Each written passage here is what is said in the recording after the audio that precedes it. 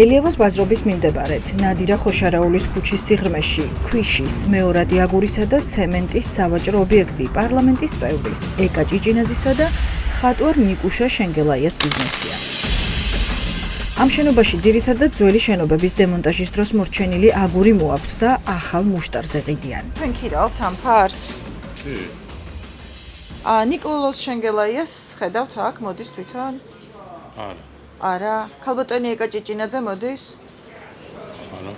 მე მაინტერესებს ანგარიშწორება როგორ ხდება, თვითონ მოდიან თუ ფულს ურიცხავთ? ნუ ეგ თვითონ გაარკვიეთ იმათ. თქვენ არ იცით თუ არ გეუბნებით? არ გეუბნებით. საქართველოს კანონში ცვლილებების შეტანის თაობაზე. მომხსენებელი ეკა ჭიჭინაძის საჯარო დეკლარაციით ის და მისი ქმარი რამდენიმე კომპანიის მფლობელები არიან. თუმცა, მისივე მტკიცებით, არც ერთი კომპანიიდან შემოსავალი არ აქვთ. გამონაკლისია მხოლოდ კედარი 2008. ჩვენ დავინტერესდით, რას საქმიანობს ბიზნესი, რომლის 25%-იანი წილის მფლობელიც ბიძინა ივანიშვილისა და ეკატერინე ხვედელიძის მეგობარი ოჯახია. ძებნამ აქ ელიევას ბაზრობის მეორადი სამშენებლო მასალის სავაჭრო ეზოსთან მიგვიყვანა, სადაც ადამიანები მძიმე შრომის შედეგად ყოველდღიურ შემოსავალს გამოიმუშავებენ. სოფიკოსი იყო.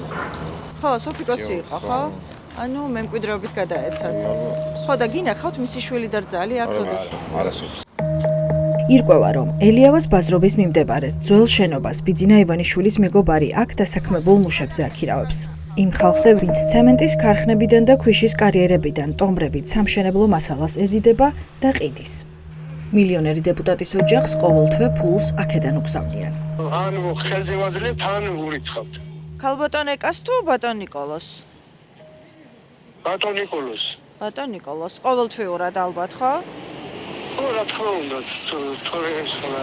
ეს ძალიან დიდი თანხაა, იმიტომ რომ მათი ქონება საკმაოდ დიდია და თქო შენაძენები და შეიძლება რომ აქედან იყოს ეს შემოსავალი? ყოველთვე დაახლოებით მაქსიმუმი სადღაც 1000. 1000 ლარი? მხოლოდ 1000 ლარი, ბატონო მგზა? კი, ბატონო. ნუგზარ ბუთხუზი კედარი 2008-ის დირექტორია. სწორედ ის განაგებს მეორადი სამშენებლო მასალის სავაჭრო ეზოში, ვის რა ფასად უნდა მიაქირავოს ძველი შენობის სასაწყობე ფართები. ფულსაც ისკრებს და მფლობელებსაც ის უგზავნის. ხედავთ ქალბატონო ეკას ამ ბატონ ნიკოლოს აქ? არ მოსულა. ანუ ფულს ურიცხავენ ალბათ, ხო? აქ არასოდეს არ მოსულა. ეკა ჭიჭინაძე დეკლარაციაში წერს, რომ ელიევას ბაზრობიდან წელიწადში მხოლოდ 17,736 ლარს იღებენ.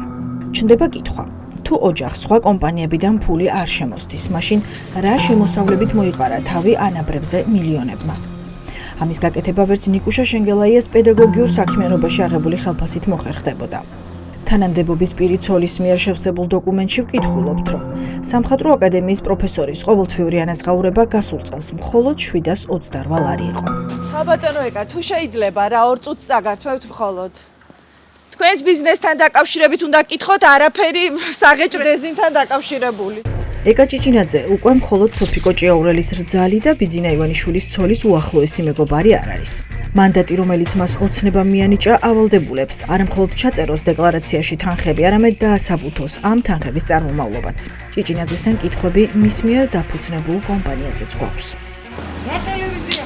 TV პირველიდან ვარ ქალბატონო ეკა. ხო და რა პრესია საფთან დავუდება. ექიმთან ძალიან ზუსტად 2 წუთი მინდა ქალბატონო ეკა, ფერომეტალზე უნდა გკითხოთ თქვენს კომპანიაზე. პირველი ბიზნეს წილი ბიძინა ივანიშვილის მეგობარი ეკა ჭიჭინაძის სახელზე მას შემდეგ გაჩნდა, რაც ხელისუფლებაში ივანიშვილი მოვიდა. ჭიჭინაძე ფერომეტალის აქციების მფლობელი 2014 წელს გახდა. ახლა წერს, რომ საწარმო აღარ ფუნქციონირებს. იმავე სიტყვობინებიან გასულ წელს ნიკუშა შენგელაიას მიერ რეგისტრირებულ კომპანია ჰიდროვეივზეც. შესაბამისად, კითხვა კიდევ უფრო მეტი ჩნდება. ოცნების ახალწეულ დეპუტატს კი, როგორც ჩანს, პასუხისგაცემა არ უნდა. ელიევას ბაზრობიდან შემოდის თქვენი შემოსავალი ძირითადად თუ რა არის თქვენი სიმდიდრის წყარო? ქალბატონო ეკა, ბიზნესმენიც ხართ?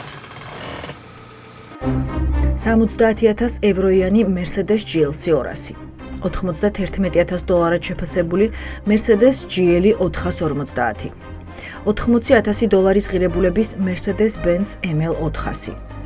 ანაბრებსა და დეპოზიტზე $2,250,576 $345,800 ლარი, $480,000 და კიდევ $3 მილიონი ამერიკული დოლარი. ამ შემნახველი ანგარიშების უმრავლესობა 2023-დან 25 წლამდეა შექმნილი. არ გაქვთ პასუხები?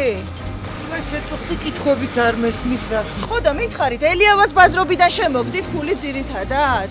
ეს სწორედ ის ავტომობილია, რომლის ფასით 70,000 ევროს, ანუ 220,000 ლარს აღემატება. არც ამ თანხის და საოჯახო ავტოპარკში გადახდილი ჯამში 750,000 ლარის წარმომავლობის შესახებ ეკა ჭიჭინაძეს საუბარი არ სურს. მისგან პასუხი ვერც კოლოსალური ოდენობის დეპოზიტებსა და ანაბრებზე მივიღეთ. ამ უკანასკნელის ჯამი კი არც მეტი, არც ნაკლები, 16 მილიონს აჭარბებს. ჩვენ კითხვებს არ ვსვამთ ასევე მილიონებიან უძრავ ქონებაზე, რომლის უმრავლესობაც დეპუტატის ქმარს, ნიკუშა შენგელაიას მემკვიდრეობით აქვს მიღებული. კითხვები მხოლოდ დეკლარაციის შევსებამდე შეძენილ ძვირად ღირებულ ავტომობილებსა და 2023 წლიდან დღემდე გახსნილ შემნახვალ ანგარიშებს ეხება. თუმცა, პრობლემა, რომელიც ოცნების პარლამენტში არსებობს, იმდენად სისტემურია, რომ ეკა ჭიჭინაძის მასშტაბს დიდი ხანია გასცდა.